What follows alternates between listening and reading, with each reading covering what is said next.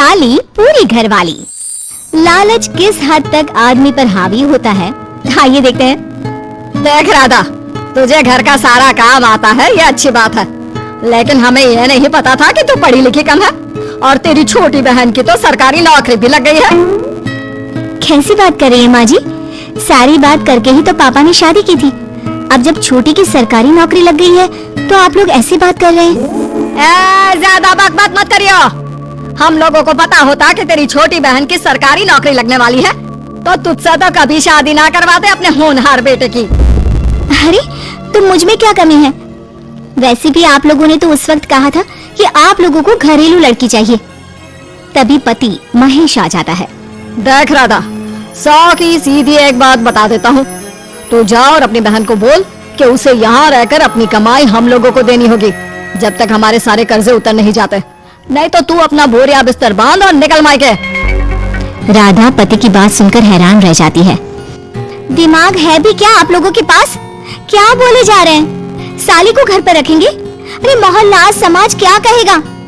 और माना पिताजी को उसके पैसों की जरूरत नहीं है, लेकिन वो अपनी कमाई आप लोगों को क्यों देगी? अरे क्योंकि हम लोगों के ऊपर कर्जे हैं, समझी? या तो तू कमा कर ला या अपनी बहन को बोल कि अपनी बहन का घर बचाना चाहती है तो यहाँ आकर रहे।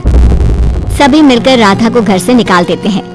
राधा भी कहाँ जाती, मायके जाकर रोने लगती है। छोटी बहन मीना कहती है, अरे क्या हो गया दीदी, कितना पैसा मांग रहे हैं?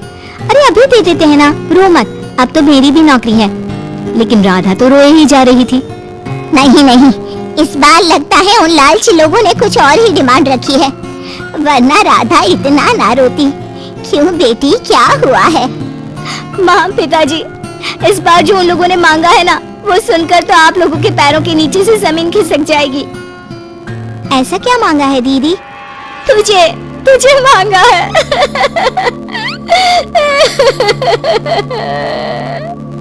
What?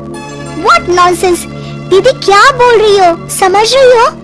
हाँ, मेरी सास ये बोलकर भेजी है कि या तो मीना अपनी सारी कमाई उन लोगों को तब तक दे जब तक उन लोगों के कर्जे खत्म नहीं हो जाते, या फिर मैं मायके में जाकर रहूं यहाँ। क्या मजाक बना रखा है, ऐसा होता है क्या कहीं?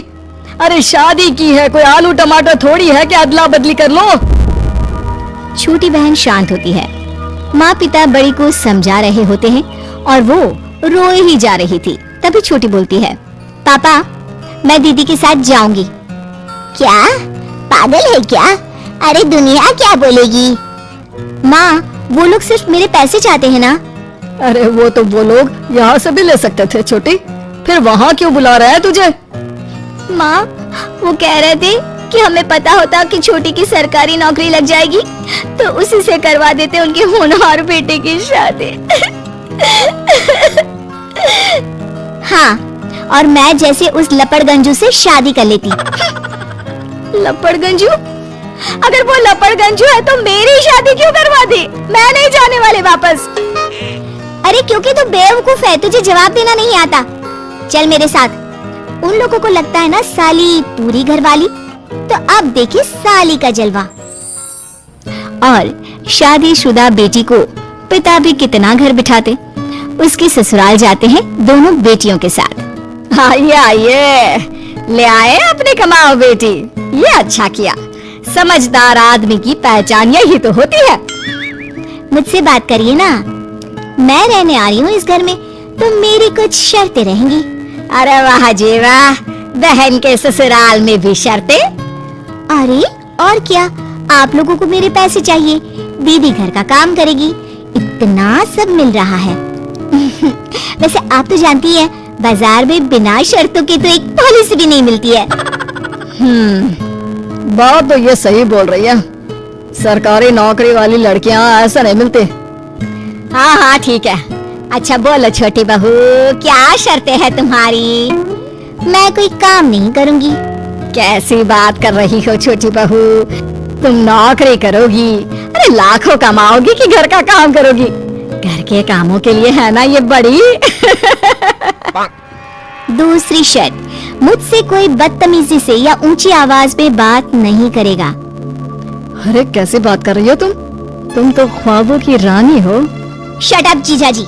साली से मजाक करना अलग बात है, लेकिन याद रहे साली बहन होती है बीवी की, और बीवी की बहन यानी आपकी बहन। माँ ये क्या बोल रही है? बहन। अरे ना बेटा, मैं हूँ ना, बात करती हूँ ना, रो मत बच्चा, रो मत। खैर पिता दोनों बेटियों को छोड़कर चले जाते हैं। अगली सुबह अरे सरला, जल्दी से मेरा और तुम्हारी बहन का खाना पैक कर दो, हम लोग ऑफिस के लिए निकल रहे हैं। लेकिन सरला तो सोफे पर बैठकर टीवी देख रही होती है। देखो जी, मेरी बहन पैसे कमा रही है तो मैं क्यों काम करूं? याद है ना मम्मी जी क्या बोलती थी कि मेरा बेटा पैसा कमा रहा है, तब सारा काम मैं करती थी। अब मेरी बहन कमा रही है तो मैं भी काम नहीं करूंगी। हाँ। अरे साली साहिबा, चलिए ना, मैं आपको दफ्तर छोड़ देता हूँ। क्या रेपुटेशन बनेगी हमारी। हाँ हाँ जीजा जी चलिए, आज आपकी ये इच्छा भी पूरी कर देते हैं। छोटी के ऑफिस में अरे ये कौन है? तेरे जीजा जी है ना? ये कैसे तुझे छोड़ने आ गए? अरे वो अब ना मेरे पास ही रहती है। सभी एक दूसरे की तरफ देखने लग जाते हैं। हाँ वो क्या है ना, दीदी तो पता है घरेलू महिला है, जीजा जी के कर्जे ज्यादा हैं और पढ़े लिखे इतने हैं नहीं कि कुछ अच्छी कमाई कर पाए, तो मेरी कमाई रखते हैं। बस जैसे ही इन लोगों का कर्जा खत्म हो जाएगा मैं अपने घर चली जाऊंगी। पास खड़े जीजा जी का मुंह बन जाता है।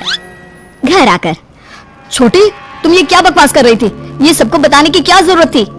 अरे जीजा जी, आप खुलेआम सबको ये कहे कि साली आजकल मेरे साथ रहती है तो लोग क्या सोचेंगे आप जानते हैं ना?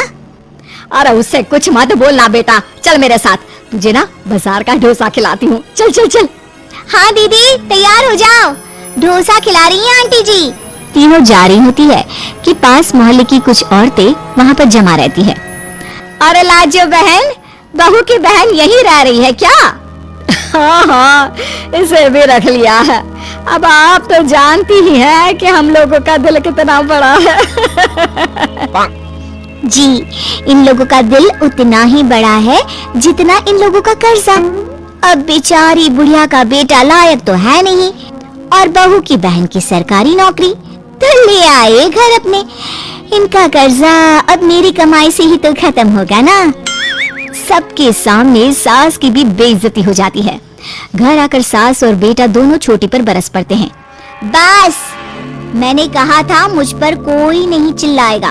मैं जा रही हूँ अब। अरे लेकिन, अरे जाने देना माँ, मुझे एक बात समझ में आ गई है, अगर हमें खुद पर विश्वास हो तो अपनी समस्याओं को हम खुद सुलझा सकते हैं, फिर हमें किसी की जरूरत नहीं है।